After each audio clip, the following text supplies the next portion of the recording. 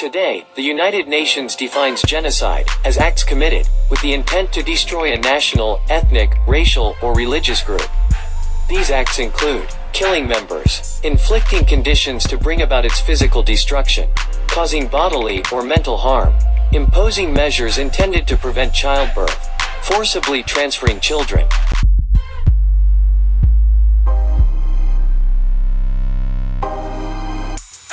Yo, I'm CLP, holding the vibe. You know, we deal with our beats and podcasts. Tap in at CLP, got beats. Howdy, CLP. Hey, I'm here inviting everybody to tap into the podcast channel at Conscious 356. I'm holding the vibe, all kind of topics pertaining to life. Hey, a little trending topics too, you know what I'm saying? But we're talking about it. So tap in at Conscious 356 CLP. Listen to the sound. CLP. What up, everybody? How was all doing? Hope all is well. And if not, hope we get back on track sooner than later. So get out to your thing. You know what I mean? Because every day we have a chance to add to our thing. You know? Add some funds, add some information, learn about history, what went down in the past. You know what I'm saying? Like today's build, today's vibration, the history vibration. Because you know how we talk about FBA, talk about Aboriginal people of the land and the original people of the Americas. I mean, North, South, and Central, North, all of that, right? So when we're talking history, basically, because it's so long ago, and how people get down to what it is now. Because can you imagine, how it was when you just living your life, and next thing you know, your village is being overtaken, ran upon by soldiers or other clans or other groups? Can you imagine? In politically correct terms, manifest destiny was the belief that the United States was destined, by God, to expand across North America. From 1812 to 1867, because it was thought to be divinely inspired, anything could be justified to accomplish this territorial expansion. All of what is now the United States was originally the ancestral homeland of indigenous peoples. However, beginning in pre-colonial times, all the land was systematically claimed by other countries, without regard for the people living there. Britain treated the tribes as sovereign nations, but the colonials viewed them as heathens, standing in the way of white progress and Christianity.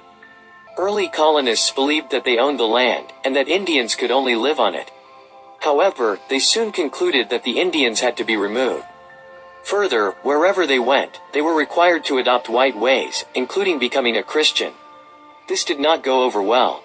As mentioned earlier, after the Revolutionary War, the colonies doubled their size and claimed all of the additional lands. The excuse used to justify this land grab was that since the Indians were on the losing side of the French and Indian War with Britain, they forfeited their land.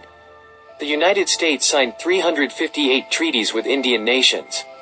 The humane and respectful treatment prescribed on paper rarely translated into action.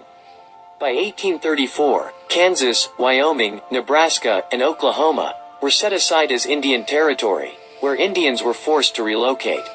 In fear that the Indians would never be Americanized while living on a reservation, the policy of allotment was designed to eliminate the tribal concept. Those who left their tribe were allotted land and given citizenship. For the Indians, this proved disastrous. From land already given to them, parcels that were not allotted were reclaimed by the government. Consequently, land owned by Indians decreased by 65% from 1890 to 1935.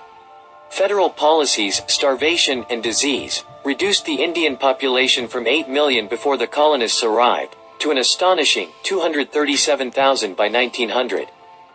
But just think about that, man. How grimy time was when niggas go around and just wipe out the whole town, whole city. That's crazy.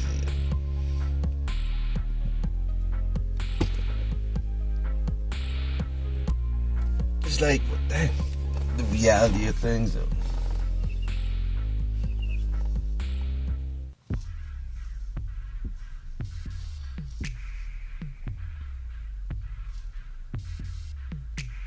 CLP, holding the vibe. Like, share, subscribe.